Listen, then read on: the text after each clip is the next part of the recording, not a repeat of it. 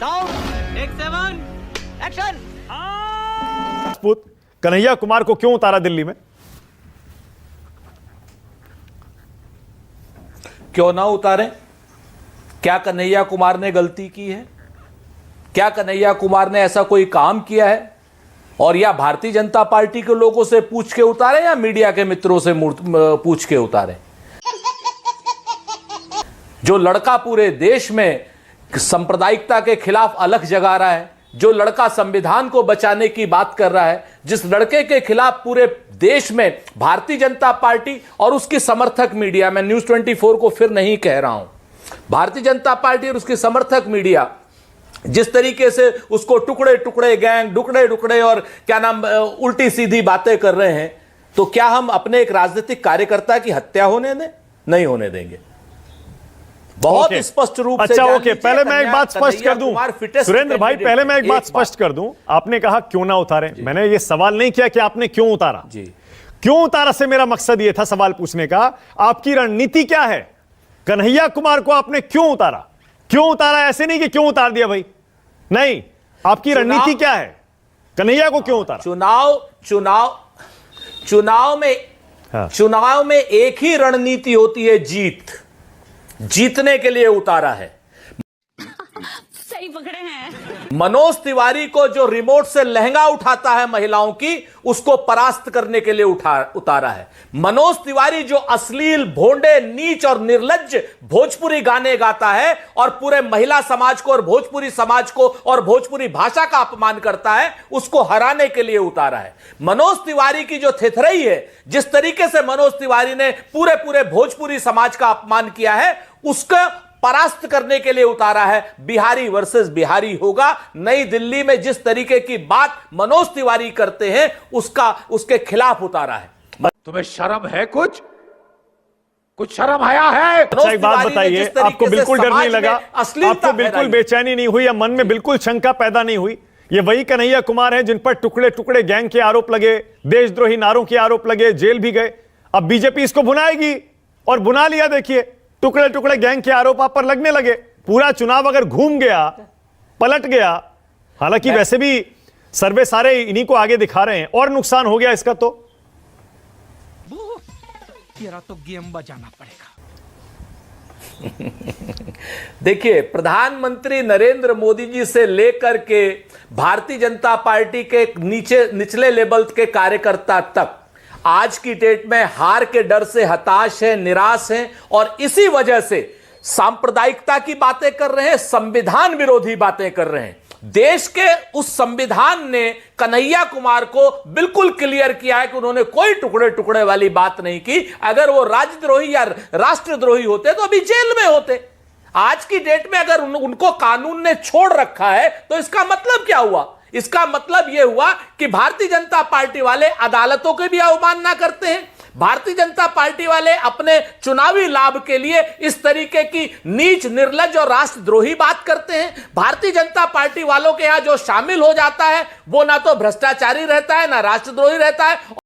अरे बाप रे, ये तो धोती खोल रहा है। और जो भारतीय जनता पार्टी में शामिल नहीं होता है, अब शैला मसूद भारतीय जनता पार्टी के मदद से वहां पर हो गई है क्या जम्मू कश्मीर में प्रोफेसर?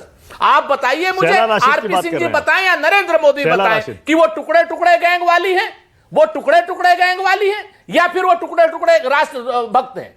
आज की डेट में शैला मसूद को कोई भी आदमी टुकड़े टुकड़े गैंग वाला नहीं कह रहा है। क्यों नहीं कह रहा है? क्योंकि शैला राशिद, सॉरी, हाँ शैला राशिद, सॉरी नाम गलत हो गया। शैला राशिद को ये लोग टुकड़े टुकड़े गैंग वाला क्यों नहीं कह रहे हैं? आज की डेट में तो अपने घर में बैठाए हुए हैं, अपनी बहन और बुआ बना करके।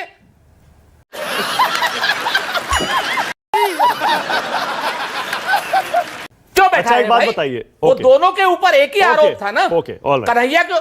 हाँ, नहीं, सही कह रहे हैं आप, पॉइंट है, बिल्कुल सही कह रहे हैं। अभी आरपी सिंह जवाब देंगे। लेकिन एक बात बताइए, अगर वाकई आप कन्हैया कुमार के प्रति अपने मन में इतना प्रेम, इतना लगाव, इतना समर्थन, इतना सब कुछ रखते हैं, तो उनकी ओरिजिनल सीट से, बेगूसराय से, आपने उन्हें क्यों नहीं लड़ाया? क्यों कुर्बान कर दी उनकी बेगूसराय सीट बिहार में, गठबंधन धर्म निभाते हुए? यहां दिल्ली में आप उनको ला रहे हैं, दिल्ली में कहां लड़ेंगे बेचारे पहली बार आकर? Good question, you are a good question. जी जी, हमें मानक भाई पता नहीं था, आपकी सिफारिश होती तो हम बेगूसराय भी लड़ा देते। कन्हैया कुमार दिल्ली से ही लड़ना चाहते थे, इसलिए हमें पता नहीं था कि मीडिया के हमारे मित्र अरे कमाल कर रहे हैं, पिछला चुनाव लड़े वहां पर, वो बेगूसराय से आते हैं, लालू जी। अरे उनकी जन्मभूमि है, कर्म भूमि, उसको बनाना चाहते हैं वो। मेरे इंटरव्यू में उन्होंने कहा कि हाँ मैं बेगूसराय का हूं, वहीं से लड़ना चाहूंगा, पिछली बार भी लड़ा था। जी जी,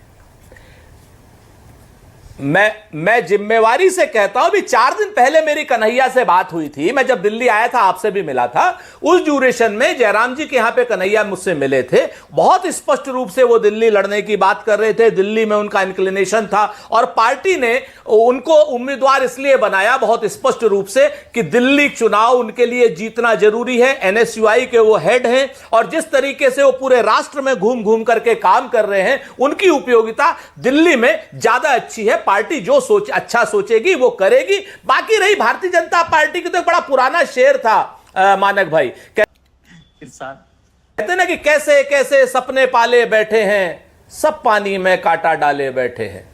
तो ये पानी में कांटा डाल करके जो भारतीय जनता पार्टी के लोग बैठे हैं, इनसे जरा शैला राशिद के बारे में जरूर अच्छा एक चीज और नरेंद्र मोदी जी से अगर किसी की हिम्मत हो, नहीं, लेकिन आपने कन्हैया कुमार पर ये जो कांटा डाले बैठे हैं कहा, क्या कन्हैया कुमार को बीजेपी ने अपनी पार्टी में लेने की कोशिश की थी क्या? जी, क्या कन्हैया के पास भी ऑफर था क्या? आप इशारा क्या कर रहे हैं? अरे बिल्कुल, मैं बताता हूं, जब शैला राशिद को इन्होंने अपने पास ले लिया, भारतीय जनता पार्टी तो इस समय इतनी हताश, निराश और डरी हुई है कि ये सबको लोगों को लेने की बात कर रही है। जब ये 70,000 करोड़ के आरोपी बना करके अजीत पवार, अजीत दादा को ले लेते हैं, हेमंत बिस्वा शर्मा को ले लेते हैं, छगन भुजबल को ले लेते हैं, नवाब मलिक को भी ले लेते हैं, जिनसे दाऊद के आरोप लगाए इन्होंने, हम नहीं लगा रहे, इन्होंने लगाए थे कि दाऊद इब्राहिम से संबंध है उनके।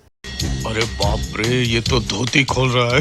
नवाब मलिक को ले लेते हैं, हसन मुशर्रफ को ले लेते हैं, तो ये कन्हैया कुमार को क्यों नहीं लेते भाई?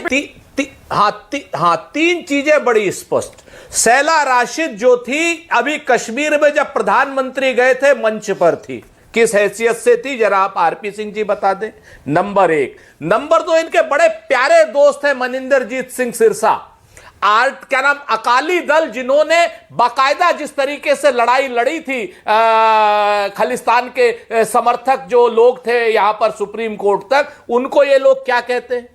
आज की डेट में हार्दिक पटेल के ऊपर 10 साल से ज्यादा इन्होंने राष्ट्रद्रोह का मुकदमा लगा रखा था। मैं भ्रष्टाचारियों की तो एक लंबी लिस्ट है, लेकिन ये जो कथित देशद्रोही, मैं किसी को देशद्रोही नहीं कह रहा, लेकिन जो भाजपा सर्टिफाइड देशद्रोही हैं, जब भाजपा की पार्टी में चले जाते हैं, इनके यहां पर एक और क्या नाम लड़का था इनका सोशल मीडिया का हेड, जो आतंकवादी था, जिसके ऊपर 2 लाख रुपए का इनाम था, अमित शाह जी की रैली में पकड़ा पाया गया था।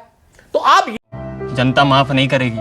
ऑल राइट, मेरे पास टाइम आज कम है राजीव जी, माफी के साथ, क्योंकि 5:30 बजे भी इंटरव्यू शुरू हो जाएगा। मनोज सिंह काका, टुकड़े टुकड़े गैंग पर क्यों आ गए हम लोग? देखिए मानक, भारतीय जनता पार्टी तो जो देश की न्यायिक व्यवस्था है उसमें न उसको कोई विश्वास है, न जनमत पर कोई विश्वास है।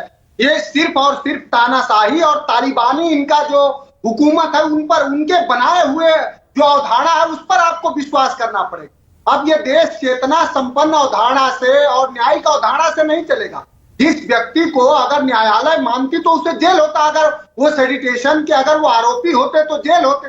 सवाल ये है कि जो भारतीय जनता पार्टी ज्वाइन नहीं करेगा, चाहे वो जितना बड़ा भ्रष्टाचारी हो, चाहे राष्ट्रद्रोही हो, चाहे बलात्कारी हो, जैसे वो भारतीय जनता पार्टी की जयकारों की जय बोलेगा वैसे वो पवित्र हो जाएगा। अगर उसके इतना छोटा पहले कभी नहीं हुआ होगा।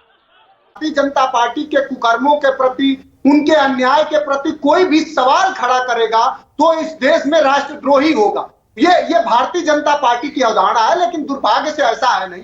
अब बीजेपी को और कुछ तो मिल नहीं रहा। प्रधानमंत्री हर उन चीजों को और उन मूल्यों को, उन बातों को अवमूल्यित करते हैं जो उनके खिलाफ है, और जो लोग उनका महिमा मंडन करते हैं उनको वो सही मानते हैं। अब कंगना सही पकड़े हैं, रनौत को वो सही मानते हैं। प्रधानमंत्री जो ये कहती हैं कि 2014 के बाद देश में आजादी आई, 1947 वाली आजादी को तो मानते नहीं। ये झंडा पे बयान दे रहे थे।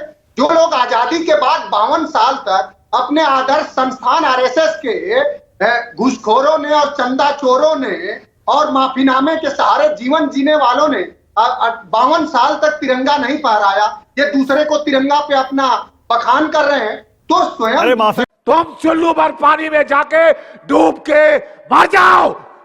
वीर मत बोलिए मनोज, माफी वीर मत बोलिए।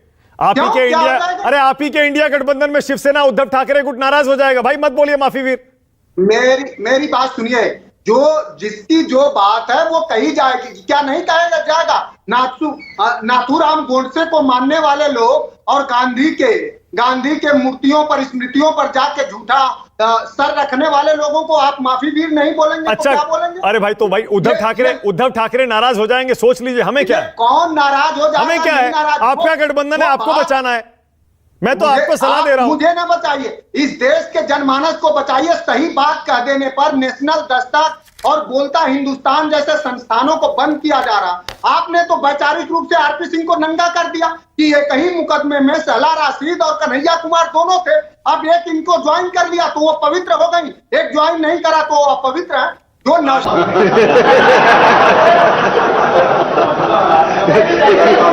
को मानने वाले लोग हो, अरे टूटी चोर जवाब नहीं दे सकते हो, जवाब नहीं दे सकते हो, जवाब नहीं दे भाषा सकते ठीक हो। इस्तेमाल कम कर। से कम भाषाई मर्यादा ठीक रखो, भाषाई लंपटगिरी मत मर्यादा करो, ठीक रखो। भाषाई आपने मर्यादा भाषाई ठीक रख के मर्यादा बातचीत करो।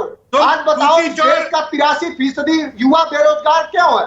ये सवाल है ना, 83% इस देश का युवा बेरोजगार क्यों है? मध्यम आय समझिए आप के बात लोगों को, के अपनी भाषा ठीक रखो। 50 सालों कौन नंगा है, सबको पता है कि कौन नंगा है, और कितना नंगा है सबको पता है। ओके, अब एक सेकंड रुकिए मनोज एक सेकंड रुकिए। दोनों को स्क्रीन पर रखिए, दोनों को रखिए जरा। आरपी सिंह को भी रखिए और मनोज सिंह काका को भी लाइए, दोनों को स्क्रीन पर।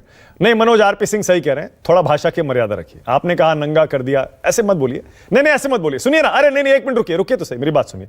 अरे आप छोटे, आरपी सिंह जिस भाषा अरे में बात भाई, करेंगे उसी भाषा में जवाब मैंने दिया कोई भाषा नहीं छोड़ी।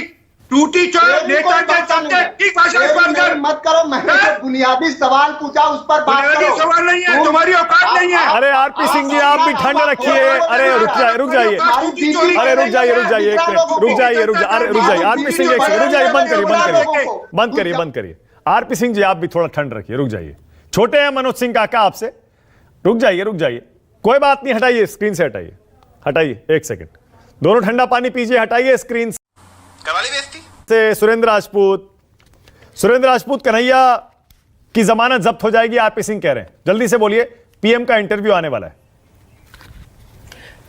कहते अरे साहब, हम चुनाव जीत रहे हैं उस मनोज तिवारी से जिसने भोजपुरी भाषा का अपमान किया, जिसने भोजपुरी का क्या नाम गानों का अपमान किया, नीचता की बात करी, निर्लज्जता की बात करी, लहंगा जो रिमोट से उठा रहा है, उसके खिलाफ कन्हैया कुमार एक सशक्त उम्मीदवार है। और एक आखिरी लाइन कहकर के खत्म कर रहा हूं बात आप अपनी, कि कुछ लोग तुम्हें समझाएंगे, कुछ तुमको खौफ दिलाएंगे, जो है वो भी खो सकता है। इस राह में रहजन है इतने, कुछ और यहां हो सकता है, कुछ और तो अक्सर होता है, पर तुम इस पल में जिंदा हो, ये पल तुम में जिंदा। ओके सुरेंद्र, ये बड़ी अच्छी बात कही आप।